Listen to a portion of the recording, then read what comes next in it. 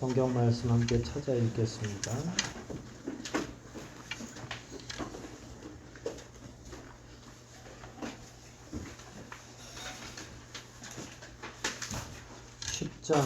누가복음 10장 23절부터 오늘 공부합니다.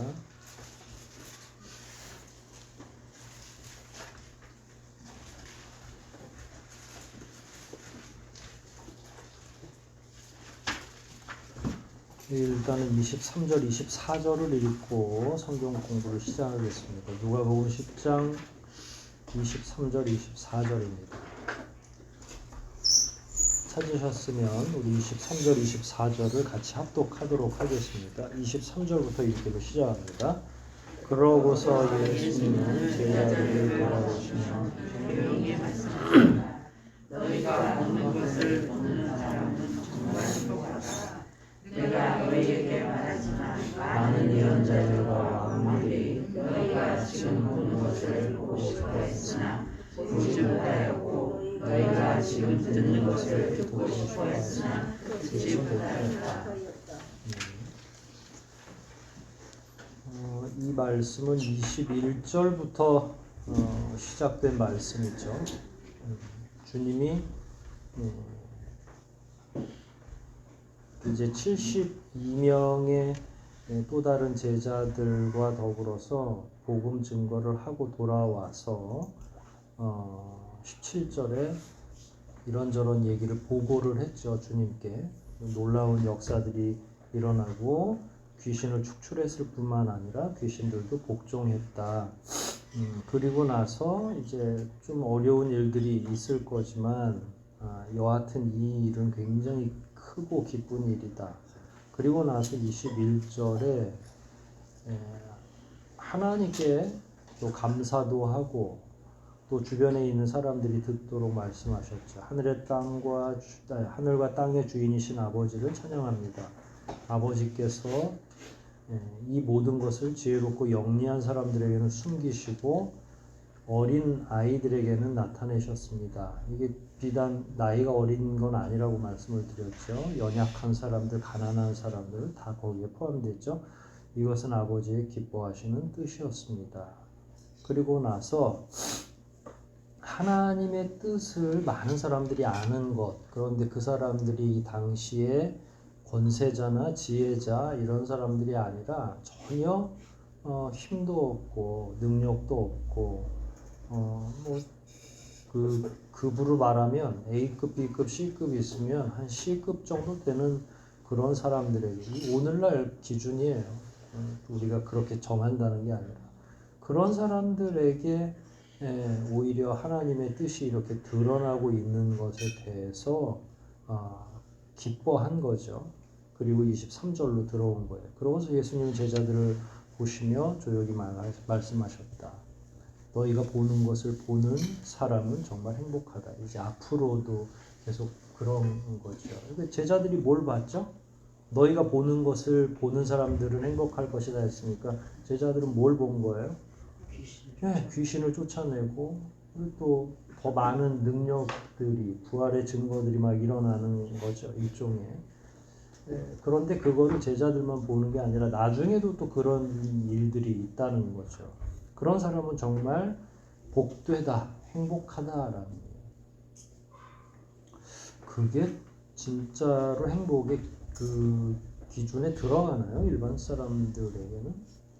그러니까 우리가 행복한 이유는 무엇인가, 이게 굉장히 오늘 내용 중에 그 핵심적인 말씀이에요. 여기서 주님이 그러셨잖아요. 너희가 보는 것을 보는 사람은 정말 행복하다. 그러면 지금 딱 답을 내보면 귀신을 축출하고 하나님의 은사가 막 드러나기도 하고 이런 걸 보면서 사람들은 행복할까라는 거예요. 당연히 제자로 사는 사람들은 그게 맞겠죠. 그런데 일반적인 사람들은 뭘 행복의 기준으로 삼을까요?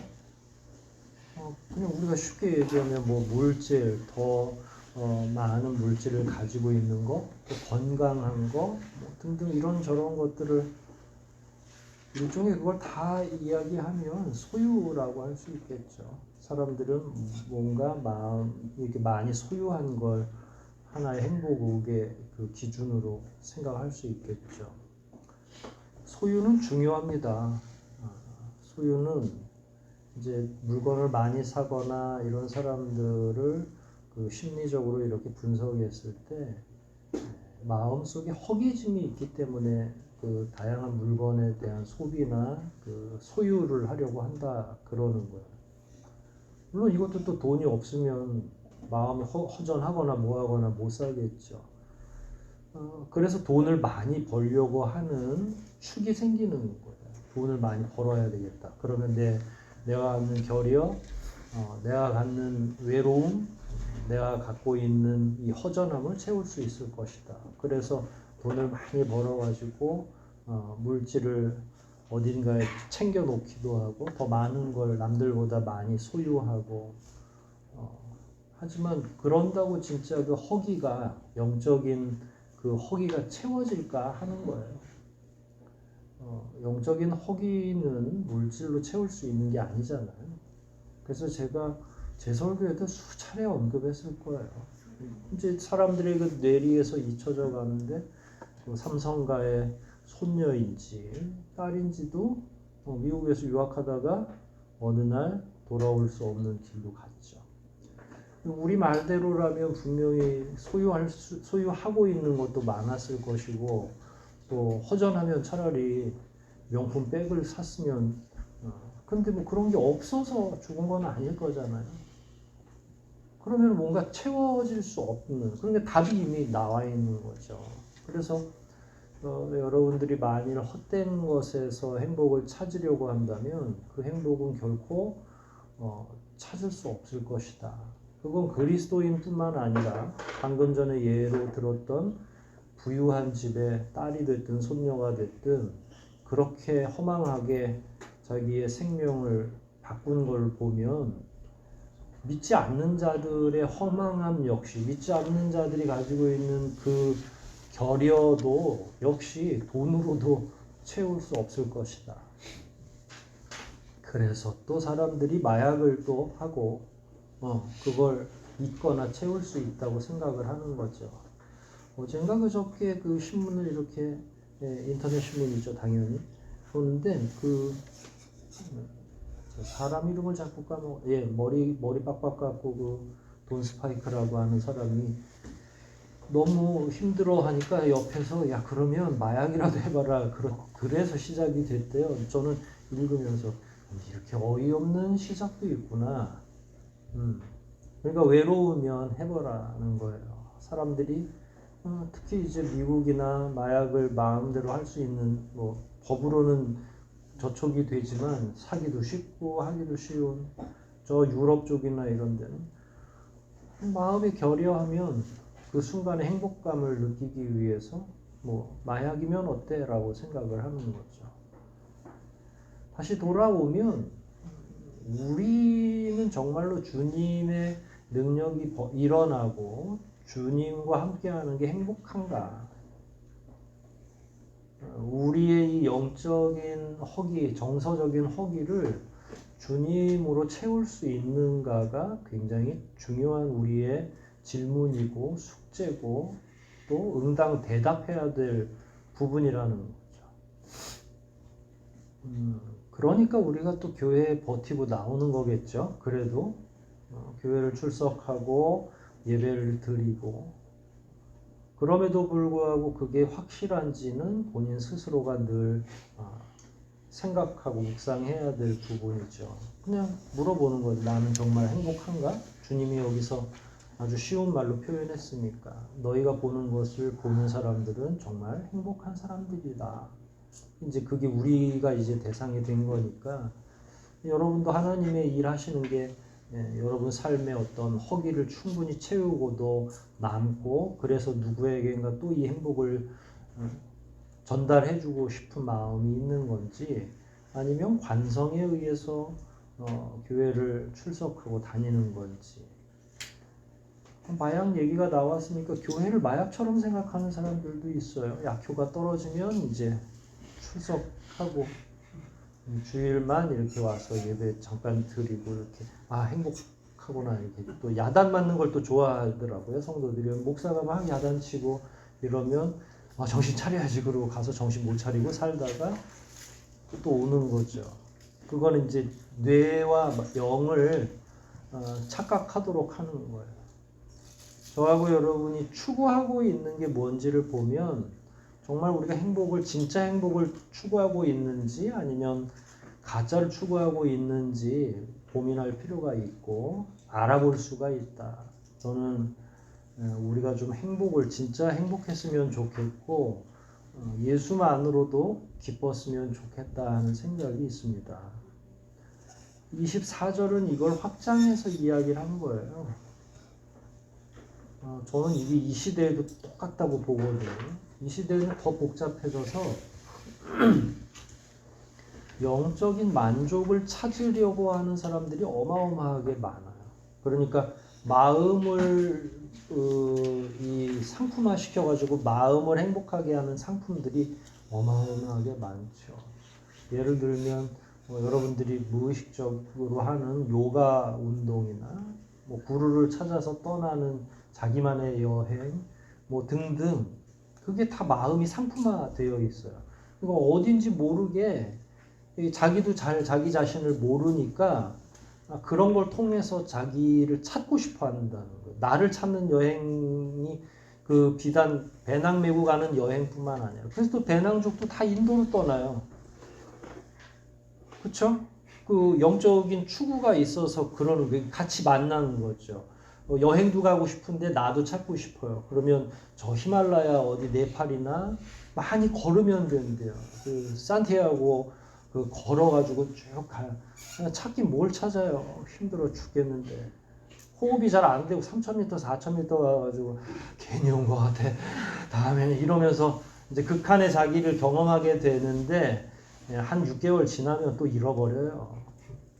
예수가 주는 영원한 생명이 아니기 때문에 찾는 것처럼 보여도 그건 찾는 게 아니라 그냥 대면하고 오는 거예요. 자기 실체에 대해서 얼마나 연약하고 얼마나 바보 같은지.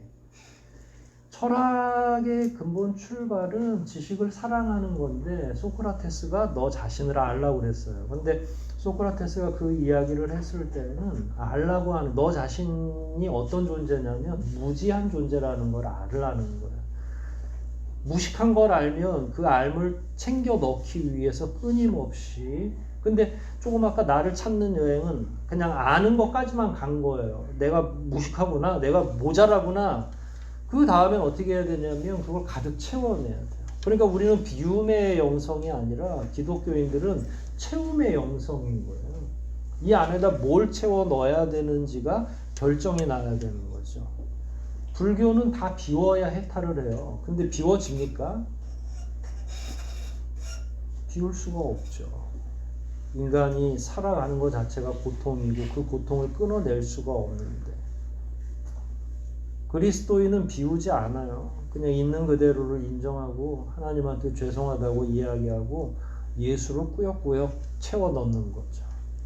그래서 우리는 사형리라고 그래서 영적인 4가지 원리에 대해서 배울 때 처음에는 이 안에 내가 너무 가득해가지고 주님이 쉴 곳이 없는 거야.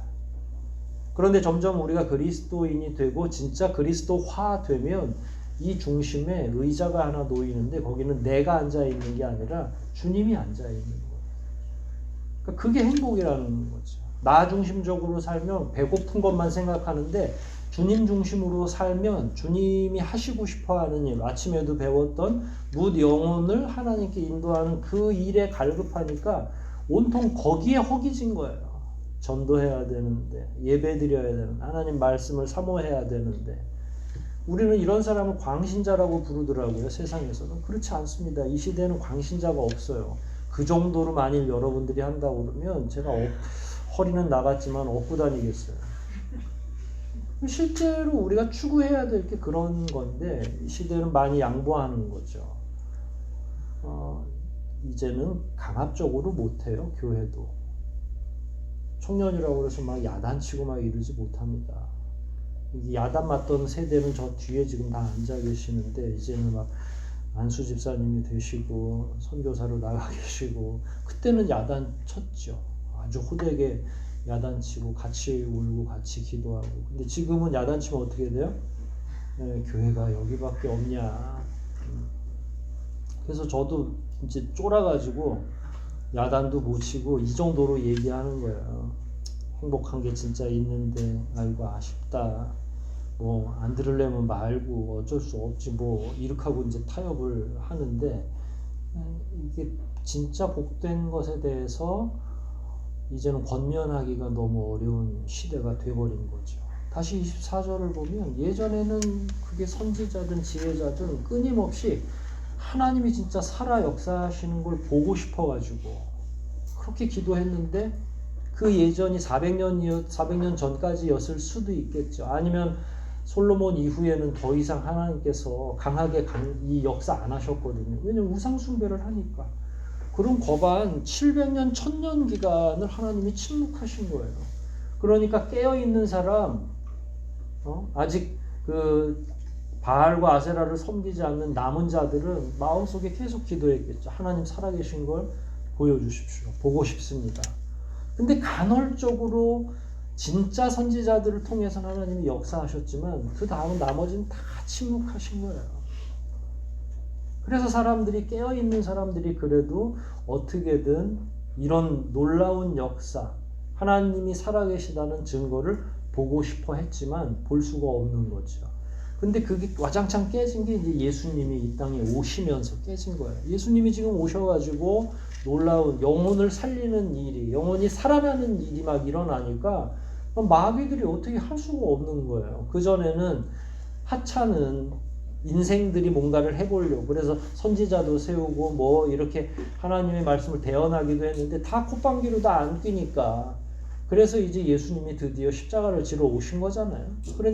그랬더니 예수님이 고난만 당하시는 분이 아니라 권능을 행하시는 분이잖아요. 그래서 놀라운 역사들이 엄청나게 막 일어나는 거예요. 그래서 예수님이 여기서 지금 공치사를 하고 계신 거예요. 사실은 야 너네들이 이게 지금 흔하다고 그 편하게 생각하면 안 돼. 이게 어마어마한 거야. 이거를 보려고 얼마나 노력을 하고 사람들이 기도했는데 그 기도를 예수님이 들으셨을 거 아니에요. 하늘에서. 그러면 이제는 이런 걸 어린 아이들도 알 수 있는 거야. 근데 그 역사는 지금까지 계속되는 거야. 이미 열려 있기 때문에 지혜가.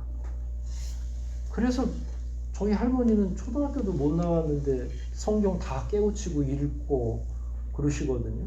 어린아이 같은 사람들에게 성경이 열리기 시작을 하는 거예요. 놀라운 역사 아닙니까? 예전에는 성경이 누구의 전유물이었냐면 사제들의 전유물이었어요.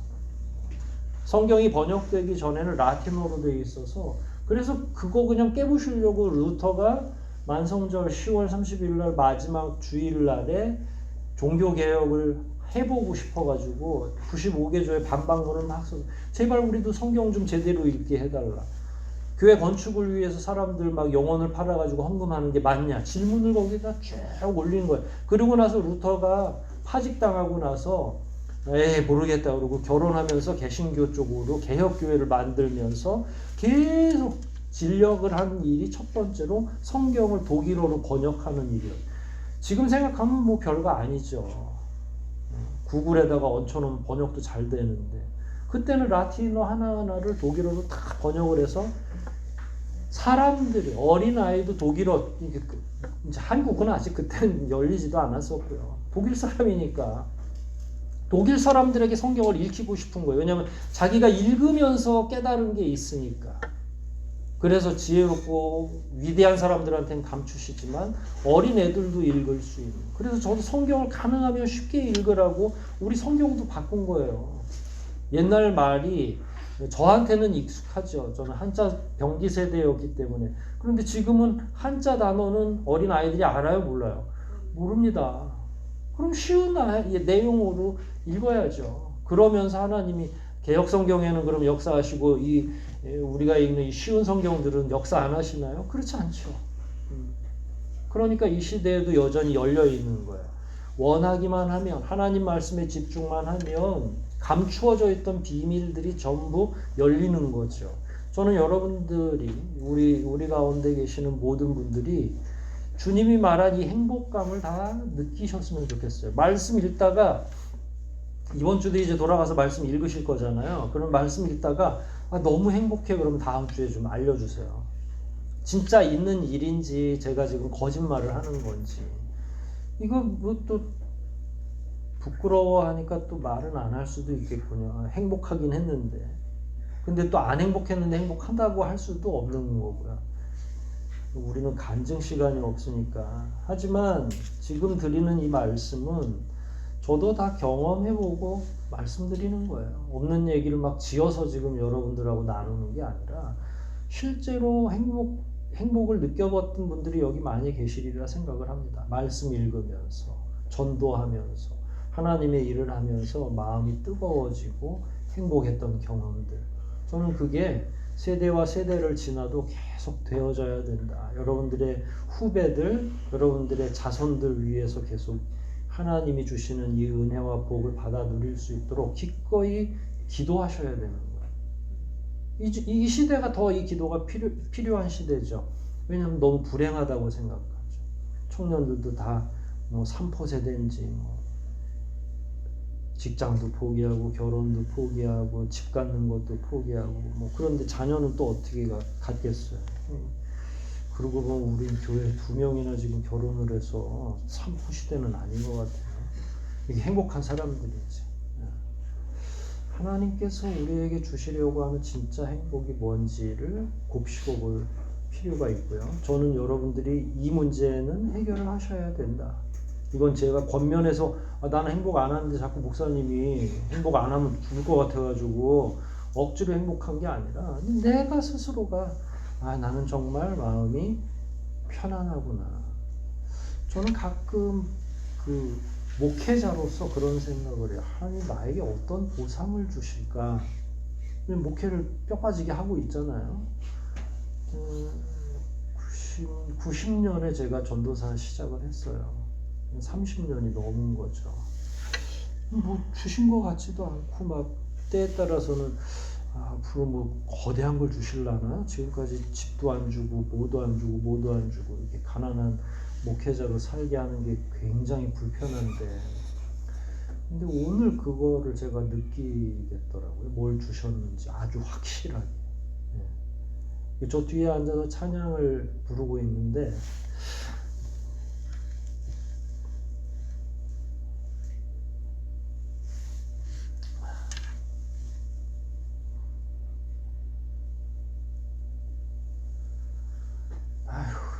이러니 지훈이가 자꾸 나와서 울잖아요. 목사님이 우니까. 근데 그 생각도 있어요. 우리 공간이 주는 안정감이 있어요. 그냥 목사가 울든 찬양하는 자가 울든 그냥 부끄럽지 않은 서로를 이해할 수 있는 안전한 공간이구나. 근데 제가 느꼈던 하나님의 보상은 우리 청년들이었어요.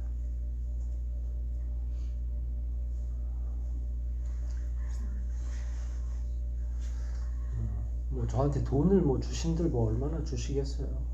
불러서도 오늘 갑자기 그 로또를 사라고 음성을 주실 수도 없을 거고. 근데 앉아서 오늘 찬양을 듣는데 하나님이 청년들을 나에게 보상으로 주셨구나. 내 목회 모든 대부분의 여정들을 저 유진 선교사부터 2명, 3명 사모로 갔고 또 목회자가 되기도 하고 선교사로 또 파송이 되기도 하고, 이 작은 교회에서 그 정도 하나님의 은혜를 주셨으면 참 대단한 일이죠. 그건 저에 대한 보상이라고 저는 생각을 해요. 왜냐면 이건 느끼는 자들만이 가질 수 있는 그 마음이거든요. 앉아서 찬양을 듣는데 너무 마음이 편한 거예요. 행복하고. 오늘 본문을 보고 행복하다고 느낀 게 아니라 우리 하나님이 우리 청년들을 통해서 나를 많이 위로해 주시고 계시구나. 예전에는 우리 유진 선교사님도 여기 시작할 때부터 같이 있었는데 지훈이가 초등학교 3학년인가, 성일이가 4학년 때 왔으니까 3학년, 2학년 다 이럴 때예요. 왜 이렇게 애들이 다 나대고 그러는지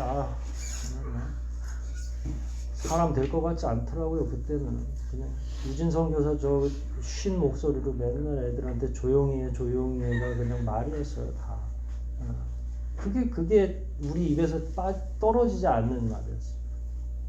근데 이제는 제가 뒤에 앉아서 이들의 찬양을 들을 수 있도록 하나님이 누가 뭔가를 해서가 아니라 하나님이 다 양육하고 키워주고, 그래서 사람은 목사가 만드는 게 아니라 하나님이 만드셔야 사람이 되는 거죠. 우리가 아무리 정성을 기울여도 안 되는 케이스가 있어요. 하지만 하나님이 하시면 안 되는 게 하나도 없죠. 저는 지금의 이 청년들을 보면서 나의 면류관은 청년들이구나. 제가 은퇴할 때까지 이 청년들이 이제 집사가 되고 이 교회 주축이 될 거잖아요. 굉장히 귀한 은혜를 받은 거죠. 그게 저는 우리가 공동체에서 누릴 수 있는 그 가장 극한의 행복감 이런 거죠. 그래서 저는 오늘 내내 찬양하는데 울고 있었죠. 하나님의 은혜가 우리에게 차고 넘치고 있는데, 이제 다만 이제 여기서 더 견고해지고 우리 교우들이 하나님 안에서 말씀으로 더 성장했으면 좋겠다. 몇몇 사람만 말씀을 통한 행복을 누리는 게 아니라 모두가 누렸으면 좋겠다. 제 살아생전에 목회 생전에 날로 먹는 목회 꼭 하고 가야 되는데, 근데 그러려면 우리 성도들이 성경을 다 알고서 어느 때는 성경만 계속 같이 일주일 내내 읽어도 너무 기쁘고 감사하고, 그러면서 막 여기저기서 간증이 나올 수도 있고, 그런 날을 저는 아직도 여전히 꿈꾸고 있습니다. 여러분들이 말씀 안에서 길을 찾으십시오. 다른 것에 자꾸 기대하지 마시고 말씀 안에서 여러분을 세우고, 말씀 안에서 여러분의 가족을 세우고, 가정도 그렇게 해서 만들고, 우리 나래 나단이 여기 앉아 있지만 원대한 꿈이 있을 수 있죠. 한 가정을 새로 시작하는 거. 여기 또 이제 5월에 결혼할 진영이도 있지만 다른 걸 많이 계획하고 우리 둘이 행복하게 살아야지라고 하는 거 다 좋은데, 주님으로부터 오는 행복이 아니면 오래가지 않는다. 그래서 다른 걸 많이 계획하기보단 우리는 그러면 아침에 성경을 읽을까 저녁에 성경을 읽을까, 가족 예배는 할까 말까, 다 그런 거 서로 이야기하는 거예요. 그래야 더 오랫동안 말씀 안에서 남편을 이해하고 아내를 이해할 때 가장 그게 오랫동안 지속되는 거거든요.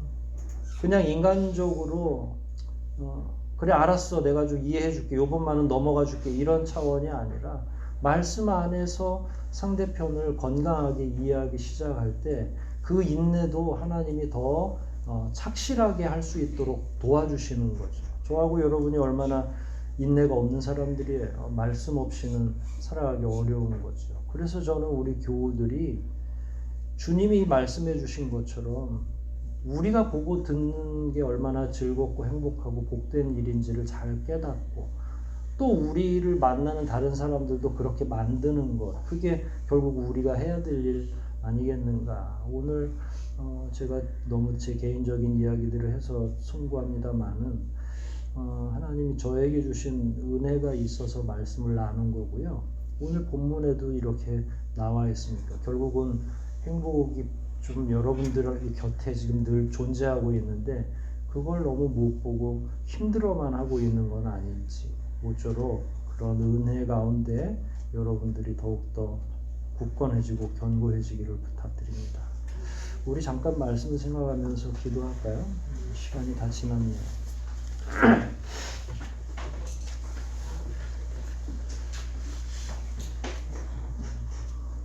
처음에 질문했던 것처럼 우리는 정말 행복한 사람인가? 우리는 어떤 사람인가? 우리는 주님만으로 복된 사람인가? 또 앞으로도 주님만 지향하면서 사는가? 우리가 광신자가 되자는 이야기가 아니잖아요. 여러분이 제 성품을 알다시피 제가 광신을 할 만한 사람도 아니고요. 그렇다면 우리가 진짜 지향해야 할 행복, 복된 일은 무엇인지, 나는 무엇 때문에 행복함을 느끼는지, 주님 안에서 이 문제가 잘 건강하게 해결되게 해달라고 이 시간 통성으로 한번 기도하시겠습니다.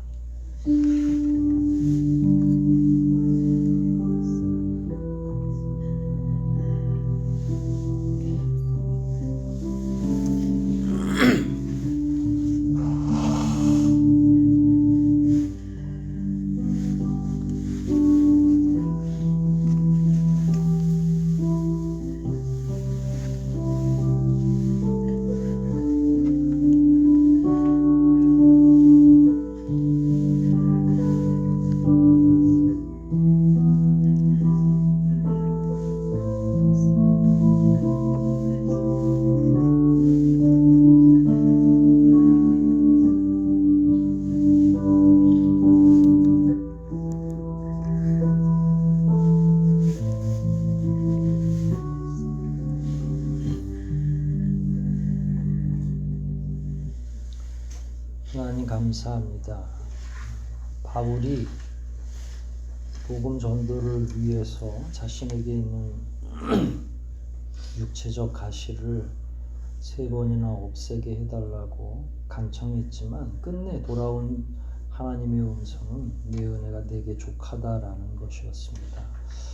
우리가 혹시 하나님의 뜻과 다른 것을 추구하고 있지는 않은지를 되돌아보게 하시고 우리가 가지고 있는 이 충분한 행복, 말씀 안에서 누릴 수 있는 온전한 평안을 누리지 못하고 다른 것을 찾아 헤매는 것은 아닌지 모르겠습니다. 하나님, 바라기는 우리 성도들의 눈을 열어주시옵소서, 귀를 열어주시옵소서. 그래서 주님의 말씀을 읽고 그 음성을 듣게 하여 주시옵소서. 주님이 말씀하시길 그것이야말로 가장 큰 행복이라고 말씀하셨는데 이 시대에 마음둘 곳 없는 세상 살아가느라 지쳐있는 우리 교우들이 하나님 말씀 안에서 충분하고 황홀할 정도의 행복을 누리며 살아가게 도와주시옵소서. 돌아가는 발걸음 인도해 주시고 이번 한 주도 복되게 행복하게 잘 살아내게 도와주시옵소서. 모든 것 주님께 의탁하오며 예수님의 이름으로 기도하옵나이다. 아멘.